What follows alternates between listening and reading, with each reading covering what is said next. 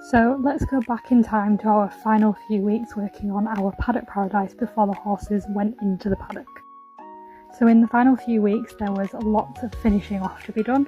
We started off by going back to the overgrowth now that the shelter, shed, fencing and everything was as up as it needed to be and as ready as it needed to be. We decided to go over the blackberry bushes again with the strimmer just to make sure that they were all as done as possible before the horses went in, so that it would be less maintenance once the horses did go in.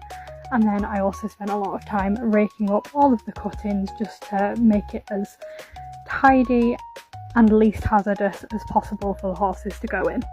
So I also spent some time properly building my mini track up the top end of the field, and I did do a little bit more work on the main track, but we didn't actually need that all to be done before the horses went in, and we needed the fencing from my old field to finish it, so we just got it as ready as possible so that it was as little work as possible in the lot.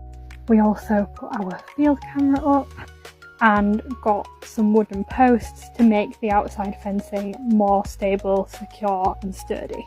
So we spent a couple of days hammering those in to make our more permanent outside fence.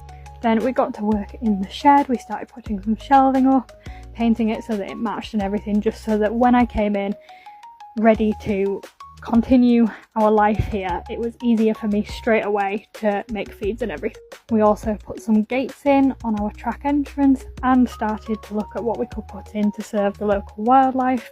I'm a bit of a nature obsessive and you can never have too many bird feeders. So I started to put a bit of hardware in to hang things up and started to bring my stuff over from the old yard. In preparation for the horses coming, I brought all of their stuff that I possibly could that they didn't need right up until them moving over, so that it was just easier once they were in and I could kind of leave my old yard on the day that they left too. It was a bit of a mess, but we have since spent quite a lot of time organising and improving the shed, so I will at some point have a shed tour. Then we brought our electric fencing setup over and set that up, and then put a temporary box on the old field just for a couple of nights.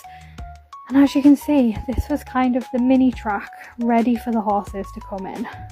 And then the next day, Hayley from BL Horsemanship came over and we moved the boys into the paddock paradise, and that was it. Done and dusted. After 3 months of really hard work, it was a real good feeling to have them finally in after the setbacks and everything that we kind of had to face, and to just see them happy. So our paddock paradise is not finished. We still have our main track to finish building now that we have all our fencing over from the old field. You also may know that I have